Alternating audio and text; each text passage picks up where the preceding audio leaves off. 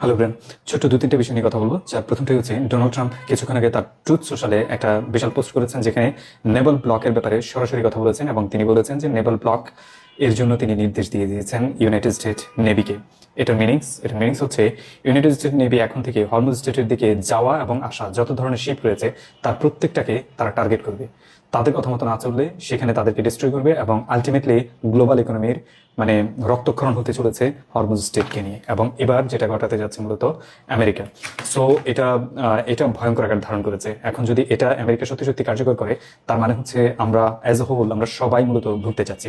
নেভাল ব্লকটা ক্লিয়ারলি বলছেন, state of Hormuz completely block করে রেখেছে মূলত ইরান, এবং ইরানের শর্ত অনুযায়ী সেখানে বেশ কিছু শিপ চলাচল করতে পারে। আপনি যেমনটা জানেন যে রাশিয়ান শিপ, চাইনিজ শিপ এবং ইরানের ফ্রেন্ডলি কান্ট্রি ইরান যেগুলোকে বলেছে, এর মধ্যে পাকিস্তান, ইন্ডিয়া, বাংলাদেশ বা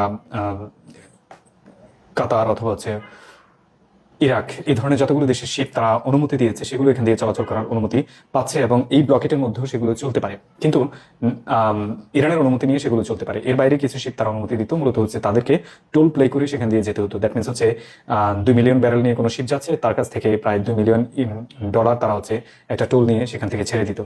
সো এখন হয়েছে উল্টোটা। এখন ইরান তার স্টেট অফ হরমুজ থেকে কোনো শিপকে তার লিগেল রাইটস মেনটেন করার পর ছেড়েও যদি দেয়, United State of America Arabian Sea এবং ওমান সিতে মূলত সেগুলোকে টার্গেট করবে এবং সেগুলোকে ডিস্ট্রয় করবে অথবা সেগুলোকে সিজ করে নিয়ে যাবে। এই যে কোনো একটা করতে পারে।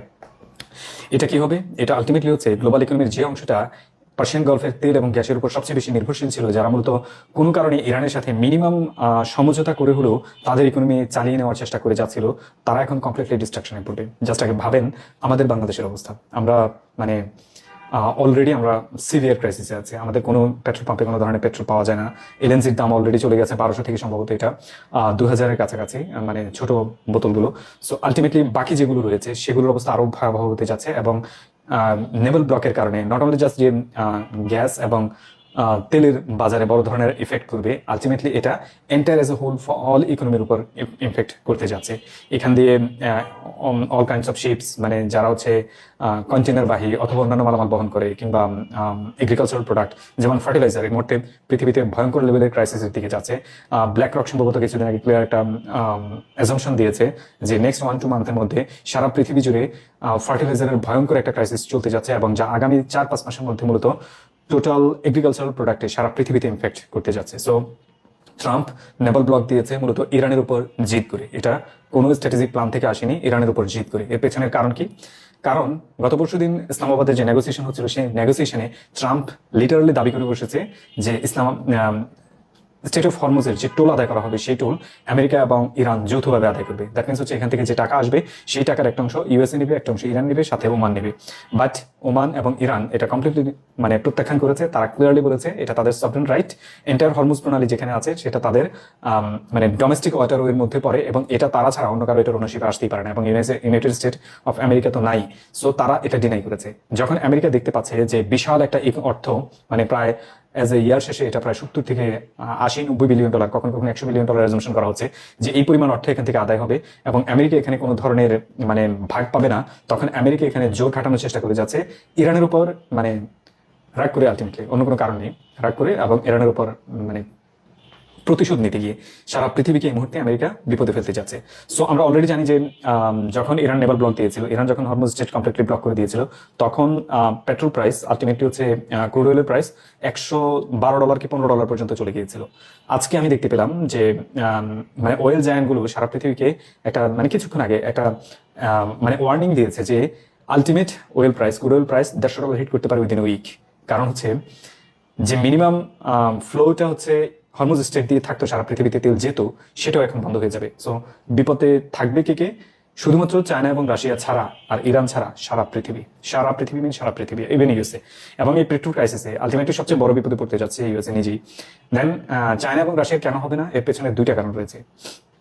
ইরানিয়ান ওয়েল যে ইঞ্জিন রয়েছে, এটা নট জাস্ট যে হরমুজ স্ট্রেট দিয়ে শুধুমাত্র পরিচালিত। ফর এক্সাম্পল, আপনি সে রাশিয়ার কাছে যে তেলগুলো সেল করে দেয় এবং রাশিয়া সেটা অন্য বাজারে সেল করে, সেই তেলগুলো যাওয়ার জন্য তাদের অলরেডি সেখানে একটা পাইপলাইন আছে এবং কাস্পিয়ান সি হয়ে সেটা যাতায়াত করে। সো কাস্পিয়ান সিতে ইউএসএ তো দূরের কথা, পৃথিবীর অন্য কারো কোনো কন্ট্রোল নেই, এটা এন্টারলি কন্ট্রোল করে হচ্ছে রাশিয়া নিজে।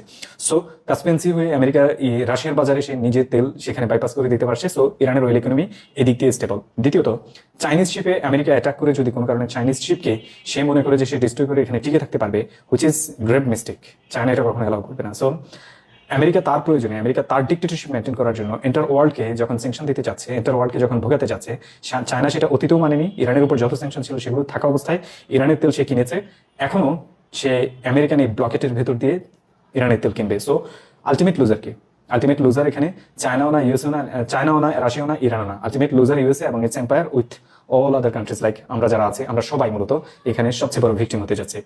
এই ভিকটিমের তালিকায় পার্সিয়ান গলফের এন্টার ইকোনমি পড়তে যাচ্ছে, যেখানে জিসিসি কান্ট্রিগুলো রয়েছে লাইক ইউএই, কাতার, কুয়েত, বাহরাইন এবং সৌদি আরবের পার্সিয়ালি, সৌদি আরব পুরানা পার্সিয়ার একটা অংশ মূলত এখানে পড়তে যাচ্ছে। সৌদি আরবের একটা গুড লাগছে, তারা একটা বিশাল ওই পাইপলাইন তৈরি করে ফেলেছে পার্সিয়ান গলফ থেকে মূলত হচ্ছে রেড সিতে। সো তারা সেই পাইপলাইন দিয়ে মূলত এটা বাইপাস করে নিয়ে যেতে পারছে, যার কারণে তাদের খুব একটা বিপদ হচ্ছে না। কিন্তু বাকি বিপদটা বাকি সবার মধ্যে হতে যাচ্ছে। সেকেন্ড থিং, দ্যাট মিনস হচ্ছে এখানে আমরা সবাই ভয়ঙ্কর বিপদে পড়তে যাচ্ছি। জাস্ট এবার আপনি আমাদের প্রোপাগান্ডা মিডিয়ার দিকে তাকান, যারা গত কিছুদিন আগে লিটারালি মুখে ফেনা তুলে ফেলেছিল যে ইরান ফ্রেন্ডলি কান্ট্রি হিসেবে বাংলাদেশকে বাইপাস দিচ্ছে, সেটা তো তখনই দেয়নি। এখন যে নেপাল ব্লকেট আসতে যাচ্ছে, তাদের বাবা তো হচ্ছে আমেরিকা, আমাদের গভর্নমেন্টের লিটারালি বাবা হচ্ছে আমেরিকা। যাক, গিয়ে বলুক যে আমাদের শিপগুলো ছেড়ে দাও, মানে খাস বাংলায় বললে থাপড়াবে, ঠিক আছে? সো সে অবস্থা হয়ে আছে, আমরা তো সেটাও পারবো না। সো আমাদের ইকোনমি ডাইং সিচুয়েশন আছে অলরেডি।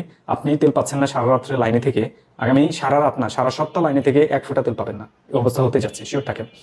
দেন আসেন নেতানিয়াহু এবং তার ওয়ার মিনিস্টার, আলটিমেটলি হচ্ছে ডিফেন্স মিনিস্টার ইসরায়েলি কার্ডস কিছুক্ষণ আগে তার মিলিটারিকে নির্দেশ দিয়েছে ওয়ার রিজামশন করার ব্যাপারে প্রস্তুত হতে। দ্যাট মিনস হচ্ছে তারা আলটিমেটলি হচ্ছে ইরানে অ্যাটাক করবে, এবং অ্যাটাকটা উইদিন শর্ট টাইমে হয়ে যাবে। রিজন হচ্ছে ইরান কোনো মানে ফার্স্ট অ্যাটাক করবে না এখন, আর এটা বুঝেই যাচ্ছে ইরান কোনো ফার্স্ট অ্যাটাক করবে না।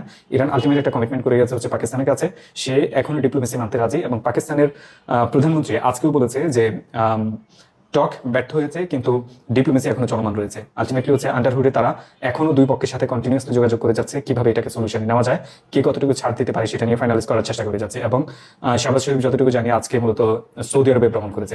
সো ইরান ফার্স্ট অ্যাটাক কোনোভাবেই করবে না, এটা বোঝা যাচ্ছে, মোটামুটি অলমোস্ট এভাবেই বোঝা যাচ্ছে। যদি না লেবাননে ভয়ঙ্কর কোনো অ্যাটাক করে বসে ইসরায়েল, সো ইরান কোনো অ্যাটাক করবে না, কিন্তু ইসরায়েল মাস অ্যাটাক করবে, এবং ইসরায়েল সেই প্রস্তুতি অলরেডি নিয়ে নিয়েছে। দ্যাট মিনস হচ্ছে ইসরায়েল আলটিমেটলি আবার ওয়ারটাকে রিজমশন করার জন্য অল কাইন্ডস অফ প্রিপারেশন তারা নিয়েছে, এবং সাথে ইউএসএ নিয়েছে। ইউএস এর KC-130, KC-5 এবং হচ্ছে C-17 এবং C-5 এই ধরনের যতগুলো প্লেন রয়েছে, গত 48 ঘন্টায় সবচেয়ে বেশি মুভমেন্ট হয়েছে মূলত ইউএসএ থেকে জার্মানি হয়ে মূলত মিডল ইস্টে। এবং বেঙ্গলিন এয়ারপোর্টে এই মুহূর্তে সবচেয়ে বড় C-17 এবং KC-130 বহর রয়েছে, যার মিনিংস হচ্ছে তারা ফুল প্রিপারেশনে আছে এন্টার মানে এয়ার অ্যাসল্ট করার জন্য ইরানের উপর। ইরানের যতগুলো ইনফ্রাস্ট্রাকচার তারা রিবিল্ড করার চেষ্টা করেছে। ফর এক্সাম্পল হচ্ছে রেলিং প্রজেক্টগুলো যেগুলো ডিস্ট্রয় করে ফেলেছিল, ইরান উইদিন 72 ঘন্টা সবগুলো রিস্টোর করেছে। চান্সেস আর হাই যে এগুলো আবার তারা ডিস্ট্রয় করবে। এবং এর পাশাপাশি যত ধরনের ইরানের ইকোনমিক্যাল ইনফ্রাস্ট্রাকচার ছোট ছোট রয়েছে, অলরেডি তো বড়গুলো তারা ডিস্ট্রয় করে দিয়েছে, ছোট ছোট রয়েছে, তার প্রত্যেকটাকে সম্ভাবনা আছে যে এই মুহূর্তে ইউএস এবং ইসরায়েল মিলে কম্বাইন্ড অ্যাটাক করবে। এবং ইউএস এর আলটিমেট গোল হচ্ছে পার্সিয়ান গলফের কন্ট্রোল ইরানের হাত থেকে এই মুহূর্তে ছাড়িয়ে নেওয়া, যেটা অলরেডি ইরান কোনোদিন কন্ট্রোল করেনি, সেটা ইউএস এর কারণে ইরান এখন কন্ট্রোল করতে যাচ্ছে। ইরান এটাকে সফটওয়্যার রাইট মেনেছে, এবং ইরান এটার উপর টুল বসিয়েছে, যে ঝামেলাটা পুরোটা পাকিয়েছে ইউএসএ, এবং সেই ঝামেলা থেকে বের হওয়ার জন্য ইউএসএ অলরেডি এখন আবার ওয়ারের দিকে এগোচ্ছে। কোন লেভেলের পাগল ভাই, আগে ভাবেন। মানে ক্র্যাক তো দুনিয়াতে অনেক আছে, এর চেয়ে বড় ক্র্যাক দুনিয়াতে আছে কিনা আমার জানা নেই। ইনফ্যাক্ট আমি তার ট্রুথ সোশ্যালে যে স্টোরিটা সে শেয়ার করেছে, বিশাল একটা গরু রচনা লিখেছে, সে তো অ্যাকচুয়ালি হচ্ছে কিবোর্ড প্রেসিডেন্ট। সো বিশাল একটা গরু রচনা লিখেছে, এটা আমি পড়লাম, সেখানে দেখলাম যে সে খামিনি জায়গায় লিখেছে খুমিনি। সে সম্ভবত এটাও জানে না খামিনিকে আর খুমিনিকে। খুমিনি হচ্ছে 1979-এ যিনি রেভলিউশন লিড করেছেন, তিনি হচ্ছেন খুমিনি, আর যিনি কিছুদিন আগে অ্যাসাসিনেশন হয়েছেন তিনি হচ্ছেন খামিনি। সো সে লিখছে ওখানে খুমিনি। দ্যাট মিনস হচ্ছে সে এটাও জানে না ইরানের কোন লিডারকে সে অ্যাসাসিনেট করেছিল। এই হচ্ছে আমেরিকান প্রেসিডেন্সি, এই হচ্ছে আমেরিকান অবস্থা। So it's getting so hard, so tough, and আমরা লিটারালি ভয়ঙ্কর লেভেলের ক্রাইসিসে পড়তে যাচ্ছি। এবং তেল নিয়ে প্রথমবার যখন আমি ভিডিও করেছিলাম, আমার সম্ভবত শুধুমাত্র তেলের ইস্যু নিয়ে এটা মতো 4th কি 5th ভিডিও যাচ্ছে। এবং তেল নিয়ে প্রথমবার আমি যখন ভিডিও করেছিলাম, আমি ব্যাকলাসের শিকার হয়েছি, আমাকে ভয়ঙ্কর লেভেলের মানে ভার্বাল অ্যাবিউজ করেছে আমার ইনবক্সে, যে আমি নাকি প্যানিক তৈরি করি। অলরেডি এখন এন্টার কান্ট্রি প্যানিকে আছে যে সারা দেশে কোনো তেল নেই, অ্যান্ড ইউএসএ নেভাল ব্লকেট দিয়েছে। আমরা তো তেলের ব্যাপারে শিওর থাকেন যে উই আর ডাইং। দেন হচ্ছে বাকিটা কোথায় যাবো এবার? বাকিটা হচ্ছে আমরা এখন যাওয়ার কোনো রাস্তা নেই, আমরা তেল নিয়ে লিটারালি ফেসে গেছি, এবং এই ফাঁসা থেকে বের হওয়ার কোনো রাস্তা নেই।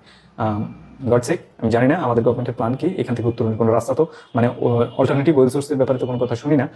যতটুকু দেখতে পেলাম যে রাশিয়া থেকে তেল কিনবে ইন্ডিয়ার ভায়া হয়ে, মানে সেটাও ডিফারেন্ট কেস, এটা বলতে গেলে আমি অনেকে শত্রু হয়ে যাবো। সো ফরগেট ইট, আমি এখানে কিছু বলছি না, এটাও ভয়ঙ্কর লেভেলের জাতির সাথে প্রতারণা। দ্যাটস ইট, এটুকু বলতে পারি। সো ওয়ার্স্ট সিনারিওর জন্য প্রস্তুত থাকেন। খারাপ দিন আসছে এবং ভয়ঙ্কর লেভেলের খারাপ দিন আসছে, এবং আমেরিকা যেভাবে চলছে সে কোনো ডিপ্লোমেসি মানে না। দ্যাট মিনস এটা সলিউশন কোনোভাবে এত সহজে হবে না এবং ওয়ার্ল্ড গ্রেভ ক্রাইসিসে পড়তে যাচ্ছে, এবং আমরা ইনক্লুডিং ইন্ডিয়া। Thank you.